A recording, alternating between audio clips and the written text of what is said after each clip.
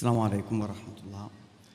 ബിസ്മില്ലാഹിർ റഹ്മാനിർ റഹീം. അൽഹംദുലില്ലാഹി ഹംദൻ കസീറൻ ത്വയ്യിബൻ മുബാറകൻ ഫീഹി വസല്ലല്ലാഹു അലാ മുഹമ്മദിൻ വഅലാ ആലിഹി വഅസ്ഹാബിഹി അജ്മഈൻ. അമ്മാ ബഅദ്. പ്രിയമുള്ള അധ്യാപകന്മാരെ, നമ്മുടെ വിസ്ഡം ഇസ്ലാമിക് ഓർഗനൈസേഷൻ്റെ മദ്രസ അധ്യാപക സമ്മേളനം നടന്നുകൊണ്ടിരിക്കുകയാണ്. നിങ്ങളൊക്കെ വല്ലാതെ പ്രയാസപ്പെടുന്ന പോലെ തോന്നുന്നുണ്ട്. അത് ഹാളിലെ ചൂടുകൊണ്ടല്ല. അതായത് സാധാരണ മദ്രസയിലല്ല, എവിടെ അധ്യാപകനാണെങ്കിലും ഒരു അധ്യാപകൻ അനുഭവിക്കുന്ന ഏറ്റവും വലിയ പ്രതിസന്ധി ക്ലാസ് റൂമിലെ ഡിസിപ്ലിനാണ്.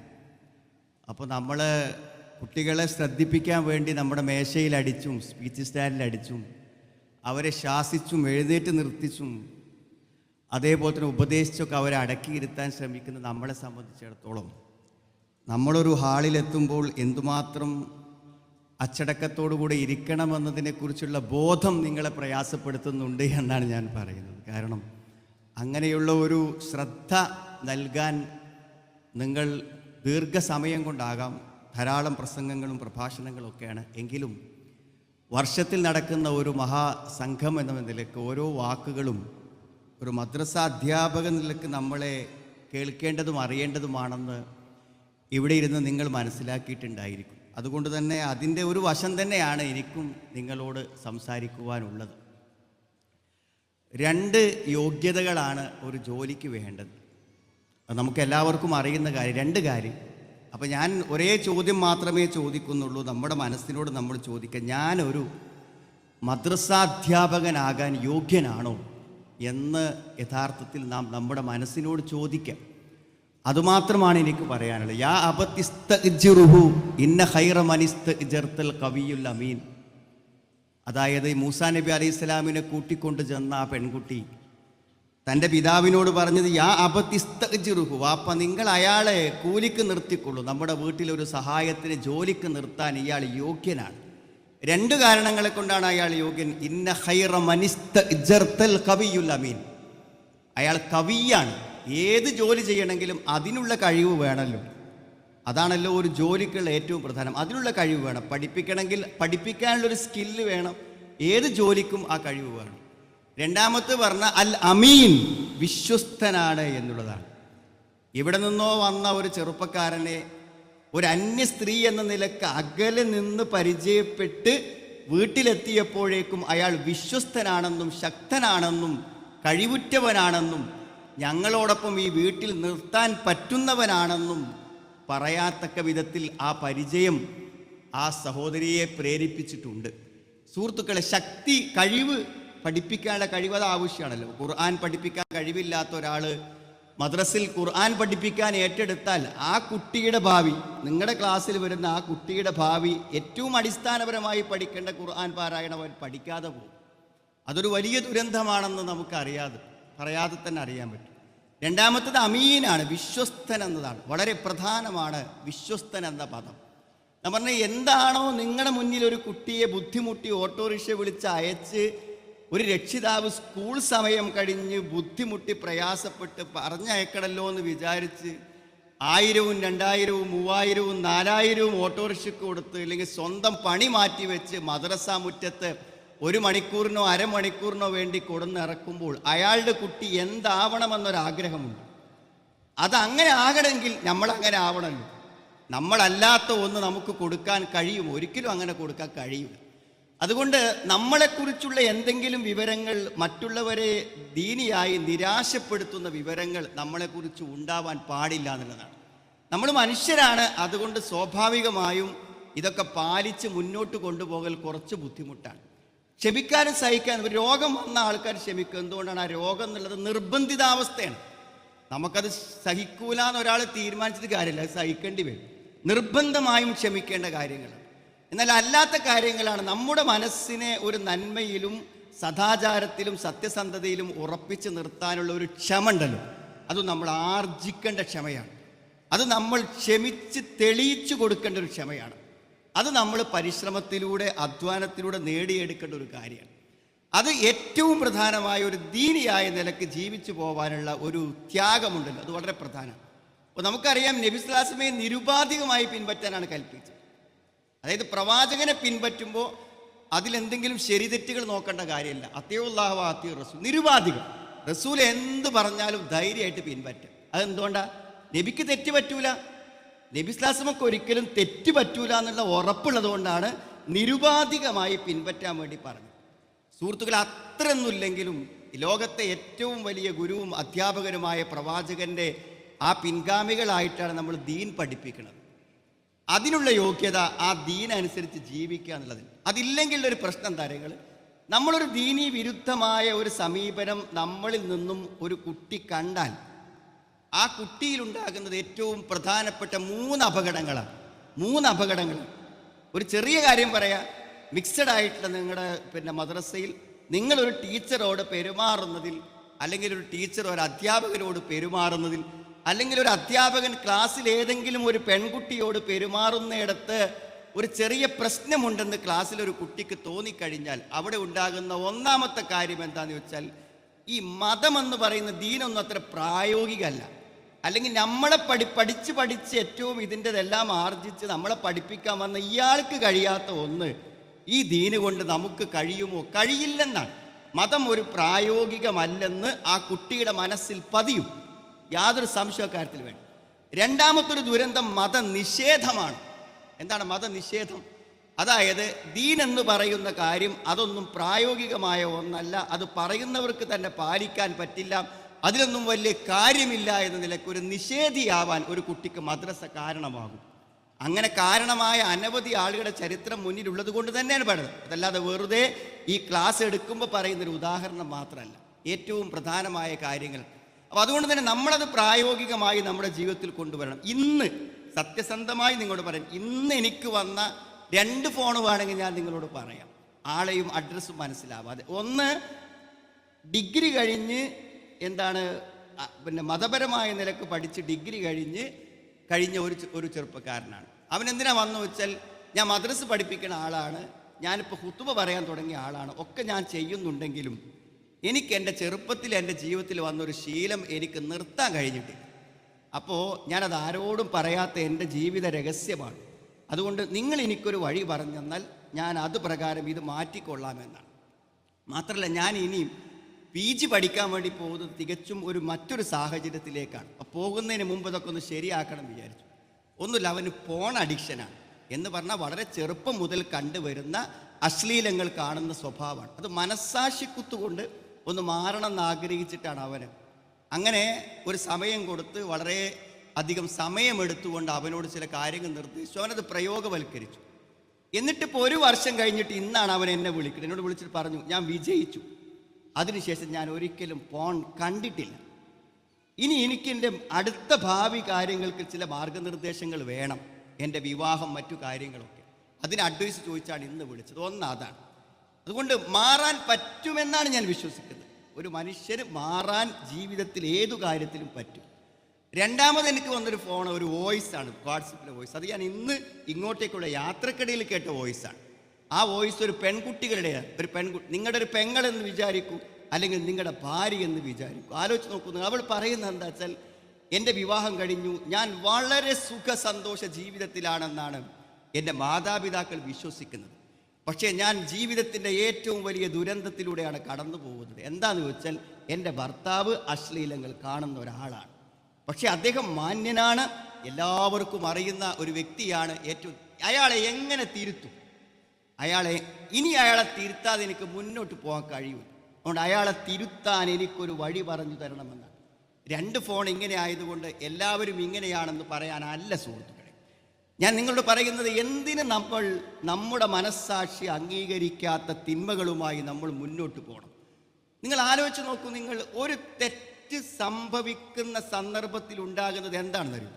രാവിലെ എഴുന്നേറ്റ് സുബഹി നിസ്കരിച്ച് ഖുർആനൊക്കെ ഓതി അങ്ങാടിക്ക് ഇറങ്ങുമ്പോൾ ഒരു തെറ്റ് സംഭവിക്കുമ്പോൾ മനസ്സിൻ്റെ വെളിച്ചം കറണ്ട് പോയ പോലെയാണ് കെട്ടുപോകും. മനസ്സിൻ്റെ വെളിച്ചം കെട്ടുപോയാലുള്ള പ്രശ്നം തരങ്ങൾ, നമ്മളൊരു ഭക്ഷണം കഴിക്കുമ്പോൾ അതിലൊരു ആസ്വാദനമുണ്ട്. നിങ്ങളൊരു ബൈക്കിൽ യാത്ര ചെയ്യുമ്പോൾ അതിലൊരു ആസ്വാദനമുണ്ട്. നിങ്ങളുടെ സിറ്റ് ഔട്ടിൽ മുറ്റത്തേക്ക് നോക്കിയിരിക്കുമ്പോൾ അതിലൊരു ആസ്വാദനമുണ്ട്. ഈ ആസ്വാദനങ്ങളൊന്നും അനുഭവിക്കാൻ കഴിയാത്ത ഹതഭാഗ്യരാരാണെന്നറിയൂ? മനസ്സിന് വെളിച്ചമില്ലാത്തവർ.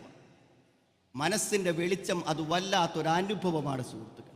എത്രയാണ് ജീവിതത്തിൽ നമ്മൾ നഷ്ടപ്പെട്ടു പോകുന്ന ആലോചിച്ചപ്പോൾ നിങ്ങൾ. അതെന്തുകൊണ്ടാന്ന് ചോദിച്ചാൽ ഇന്നഹു ലാ യുഫ്ലിഹുൽ ളാലിമൂൻ, അക്രമികൾ വിജയിക്കില്ല, തെറ്റു ചെയ്യുന്നവന് വിജയമുണ്ടാവില്ല എന്നത് വിശുദ്ധ ഖുർആനിൻ്റെ അസന്നിഗ്ധമായ പ്രഖ്യാപനമാണ്. ഇത് എവിടെ പറഞ്ഞെന്നറിയോ? പല സ്ഥലത്ത് ഖുർആൻ പറഞ്ഞിട്ടുണ്ട്. ഒരു സ്ഥലം വറാവത്തുഹുല്ലതി ഹുവ ഫീ ബൈതിഹാ അൻ നഫ്സിഹി വഗല്ലഖത്തിൽ അബ്വാബ്. ഒരു സാഹചര്യം എത്രമാത്രം പ്രതികൂലം നോക്കും നിങ്ങൾ. വാതിലടച്ചിട്ട് കുലീനവതിയായ ഒരു സ്ത്രീ തന്നെ ക്ഷണിക്കുന്നു. വാതിലടച്ചതൊരു അനുകൂല സാഹചര്യമാണ്. അങ്ങോട്ടേക്ക് വിളിക്കുകയാണ് ഒരു സ്ത്രീ. ഒരു വശീകരണത്തിൻ്റെയും ആവശ്യമില്ലാതെ ഒരു സ്ത്രീ നേരിട്ട് വിളിക്കുന്നു. ഒരു തിന്മ ചെയ്യാൻ 100% സാഹചര്യം ഉണ്ടാകുമ്പോൾ യൂസുഫ് നബിയെ പിൻവാങ്ങിച്ച കാരണങ്ങളിൽ ഒരു കാരണമാണ് ഇന്നഹു ലാ യുഫ്ലിഹുൽ ളാലിമൂൻ, ഒരു തെറ്റു ചെയ്യുന്നവന് വിജയമുണ്ടാവില്ല. എന്തെങ്കിലും തെറ്റുകൾ ഉണ്ടോ സുഹൃത്തുക്കളെ, അത് നമ്മളെ ആത്യന്തികമായ ഒരു പരാജയത്തിലേക്ക് നയിക്കും എന്ന കാര്യത്തിൽ യാതൊരു സംശയമില്ല. നിങ്ങളുടെ കുടുംബജീവിതത്തെ ബാധിക്കും. ഏറ്റവും ആഹ്ലാദകരമായത് കുടുംബജീവിതമാണ്.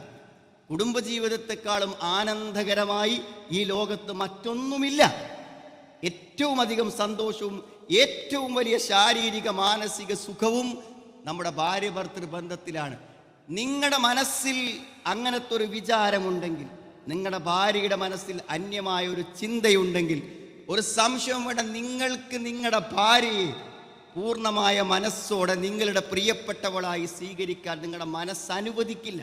കാരണം നിങ്ങളുടെ മനസ്സിന് അതിനുള്ള സാധ്യതയില്ല. അതേപോലെ തന്നെ തിരിച്ചും അങ്ങനെയാണ്. എന്തെങ്കിലും നിലക്കുള്ള ഒരു ചെറിയ നിലക്കുള്ള ഒരു കള്ളത്തരം നമ്മുടെ മനസ്സിലുണ്ടെങ്കിൽ നമുക്ക് പൂർണ്ണമായി നമ്മുടെ പ്രിയപ്പെട്ടവൾക്ക് വേണ്ടി, പ്രിയപ്പെട്ടവന് വേണ്ടി നമ്മുടെ ജീവിതത്തെ കൊടുക്കാനാവില്ല. പിന്നെ ഞാനൊന്ന് പറയാം, പലപ്പോഴും ചില കാര്യങ്ങൾ വരുമ്പോൾ തന്നെ നമ്മൾ ഏറ്റെടുക്കൂല. നിങ്ങൾക്കറിയോ, ഒരു പ്രായപൂർത്തിയാവാത്തൊരു പെൺകുട്ടിയെയോ ആൺകുട്ടിയെയോ ഒരാൾ പീഡിപ്പിച്ചു എന്ന ഒരു കേസ് നമ്മളൊരു കൗൺസിലിംഗ് ഒക്കെ ആയിട്ട് വരേണ്ടി വന്നാൽ അതാരും ചെയ്യൂല. എന്താ അറിയോ, ഏതെങ്കിലും ഒരു വാർത്ത അങ്ങനെ നമുക്ക് കിട്ടിയിട്ടത് പറയാതിരുന്നാൽ, ഒരു ഹെഡ് മാഷ് അവിടുത്തെ ഒരു UP സ്കൂളിലെ ചെറിയൊരു പെൺകുട്ടിക്ക് ഇതേപോലെ ഒരാളിതൊരു അനുഭവം ഉണ്ടായപ്പോൾ അത് ടീച്ചറോട് പറഞ്ഞു. അപ്പോൾ എന്താ വെച്ചാൽ മാനേജ്മെൻറ്റിനോട് ബന്ധപ്പെട്ടിട്ട് ഈ പീഡിപ്പിച്ച വ്യക്തിയെ സംരക്ഷിക്കാൻ വേണ്ടി വളരെ വലിയൊരു ശ്രമം നടന്നു. അതായത് അയാളുടെ ഈ കേസ് ഒരിക്കലും ഒരു കേസായി ഫയൽ ചെയ്ത് പോകരുത് എന്നാണ്. എങ്ങനെയെങ്കിലും അയാളെ ഒന്ന് പ്രൊട്ടക്റ്റ് ചെയ്യണം എന്നാണ്. ആ മീറ്റിങ്ങിൽ ഞാനുണ്ട്. ആ പ്രിൻസിപ്പൾ അവിടുന്ന് ഹെഡ് മാഷ് എന്താ പറഞ്ഞത്? ഹെഡ് മാഷ് പറഞ്ഞു, ഏതായാലും ഇതിൻ്റെ പേരിൽ ഞാനൊരു പ്രതിയാകാൻ ഉദ്ദേശിക്കുന്നില്ല. ഈ വിവരം കിട്ടിയാൽ അത് പറയാത്തവൻ പ്രതിയാണ്, അത് പറയാത്ത ആൾ പ്രതിയാണ്. കൗൺസിലിങ്ങിന് വന്നിട്ട് ആ കേസ് നമ്മൾ റിപ്പോർട്ട് ചെയ്തില്ലെങ്കിൽ നമ്മൾ പ്രതിയാണ്. അതുകൊണ്ട് ദയവ് വെച്ച് നിങ്ങൾ എന്താ ചെയ്തോളൂ, ഞാൻ അതിൽ പ്രതിയാവാൻ ഉദ്ദേശിക്കുന്നില്ല എന്നാണ്.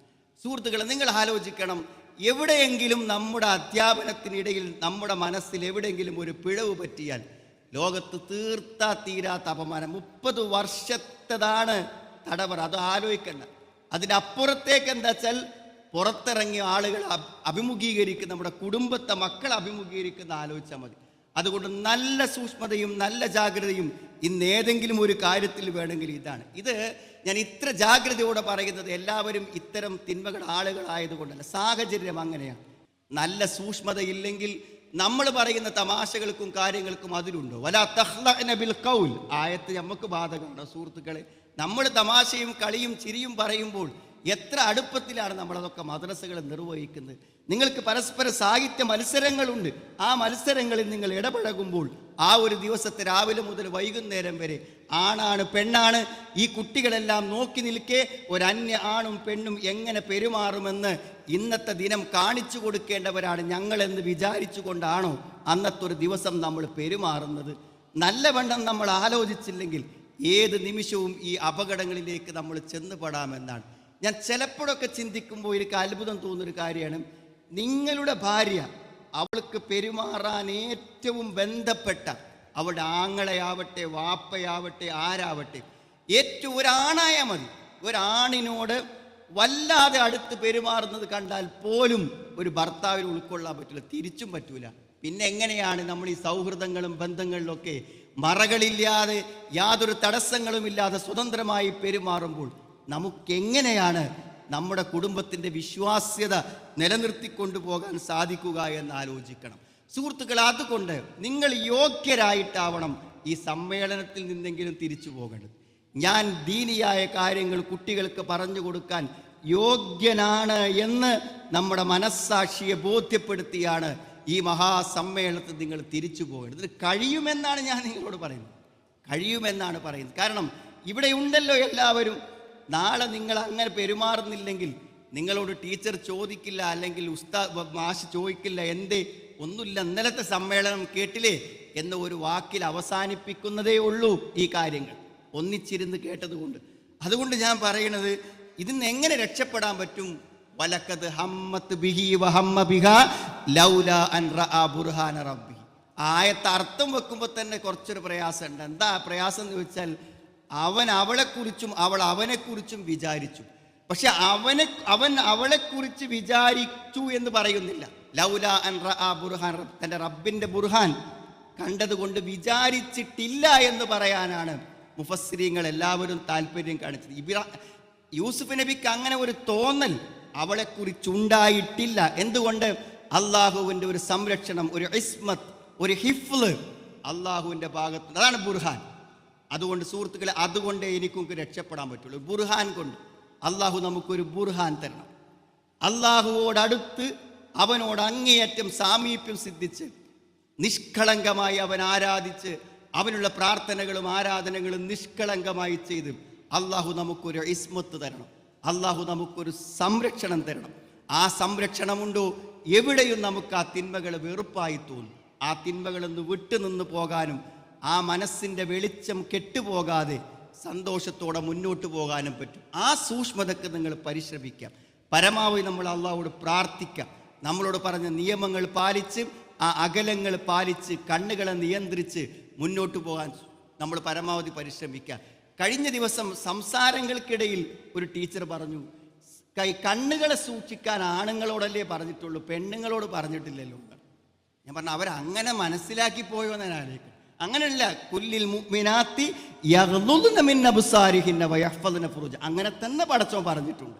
ആണുങ്ങളെ നോക്കുന്നതിനും പെണ്ണുങ്ങൾക്ക് പരിമിതികളും അതേപോലെ തന്നെ നിയമങ്ങളും നിശ്ചയിക്കപ്പെട്ടെന്ന കാര്യം ഉറപ്പാണ്. ഈ രംഗത്തെ സൂക്ഷ്മതയിൽ നമ്മൾ വിജയിച്ചാൽ സ്വർഗം കിട്ടി, സ്വർഗം കിട്ടി സഹോദരങ്ങൾ. അതൊരു വലിയ ജിഹാദാണ്, അതൊരു വലിയ സമരമാണ്. കാരണം സാഹചര്യങ്ങൾ അത്രമേൽ നമുക്ക് അനുകൂലമാണ്. ഒരു കാര്യം കൂടി ഉള്ളൂ, നമ്മുടെ അമാനത്ത്, നമ്മുടെ വിശ്വസ്തത, അതിലൊരു കാര്യം കൂടി ഉള്ളൂ. എന്താണ് ആ വിശ്വസ്തതയിൽ? നമ്മുടെ സാമ്പത്തിക രംഗമാണ്. വളരെ പ്രയാസപ്പെട്ടാണ് നമ്മളൊക്കെ ജീവിച്ചു പോകുന്നത്. കാരണം എത്ര വലിയ സംഖ്യ വരുമാനമുണ്ടെങ്കിലും ഇന്നത്തെ ചുറ്റുപാടിൽ ജീവിതം കുറച്ച് പ്രയാസമാണ്. സുഹൃത്തുക്കളെ, എത്ര പ്രയാസപ്പെട്ടാലും നമുക്ക് 100% അർഹതയില്ലാത്ത ഒന്ന് കയ്യിൽ വരാൻ നമ്മൾ ഒരിക്കലും നമ്മൾ തയ്യാറാവരുത്. പല കണക്കുകളും സൂക്ഷിക്കുന്ന ആളുകളാണ് നമ്മൾ.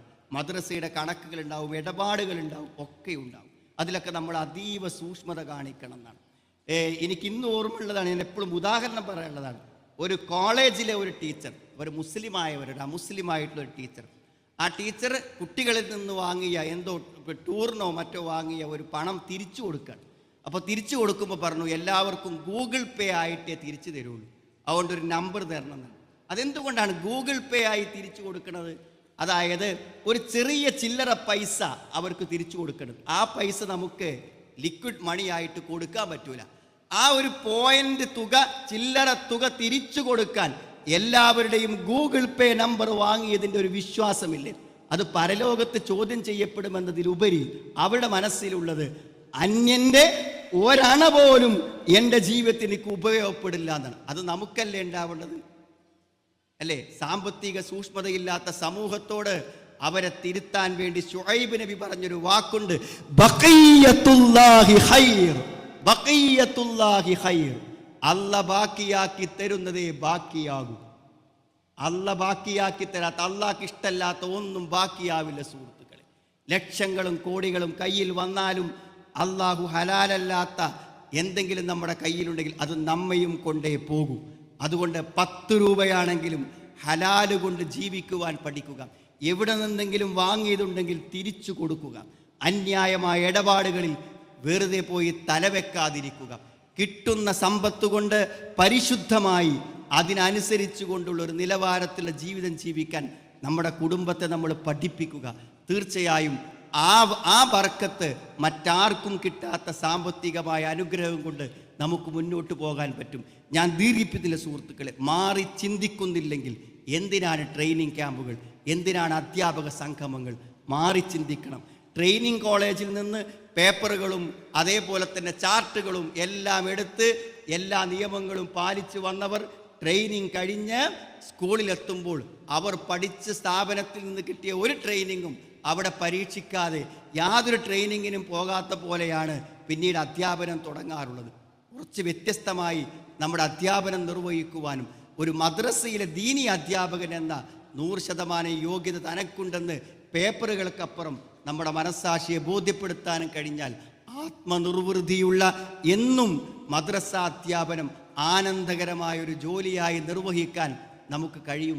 തീർച്ചയായും അത്തരത്തിലുള്ള അധ്യാപകരാകാനുള്ള ഒരു പുതിയ പ്രചോദനം, മാറ്റത്തിൻ്റെ ഒരു മനസ്സുമായി ഈ സമ്മേളനം കഴിഞ്ഞ് തിരിച്ചു പോകാൻ നമുക്കെല്ലാവർക്കും സാധിക്കട്ടെ എന്ന് ആത്മാർത്ഥമായി പ്രാർത്ഥിച്ചുകൊണ്ടും ആഗ്രഹിച്ചുകൊണ്ടും ഞാൻ വാക്കുകളെ ചുരുക്കുന്നു. അസ്സലാമു അലൈക്കും വറഹ്മത്തുള്ളാഹി.